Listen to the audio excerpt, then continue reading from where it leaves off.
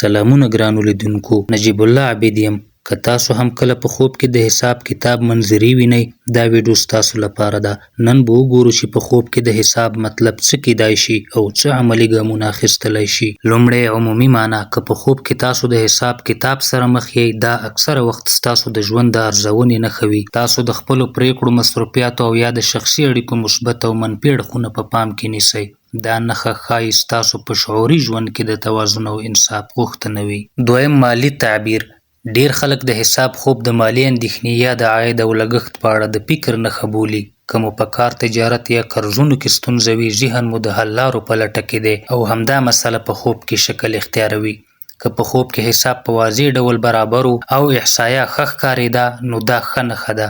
ښایي مالي اصلاحات یا د کاروبار ښه والی راځي. خو که حساب ګډوډ او غلط ښکاري، خبرداري ته اړتیا ده. د پریکړو له مخې ښه پلټنه وکړئ.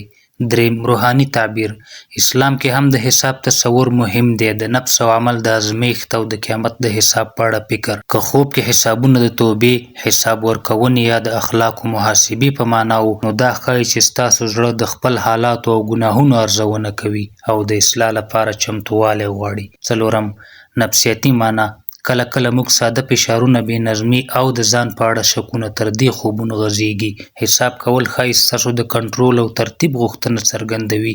تاسو غواړئ چې شیان برابر او منظم کړئ. اوس څو عملي مشورې: که مالي اندېښنه وي، خپل عاید، مصرف بنسټیز جدول جوړ کړئ او غیر ضروري لګښتونه لنډ کړئ. که وظیفوي یا ټولنیز فشار وي، لومړیتوبونه وټاکئ او هره ورځ کوچنۍ ګټې حساب کړئ.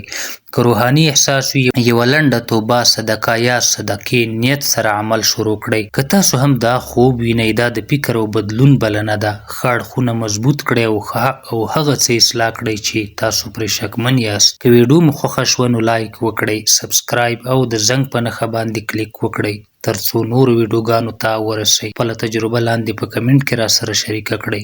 کوم حالت مو لیدلی و؟ زه ستاسو پیغام ته ځواب ورکوم. تر بل څه پورې خدای په امان. الله دې پر تاسو رحم وکړي.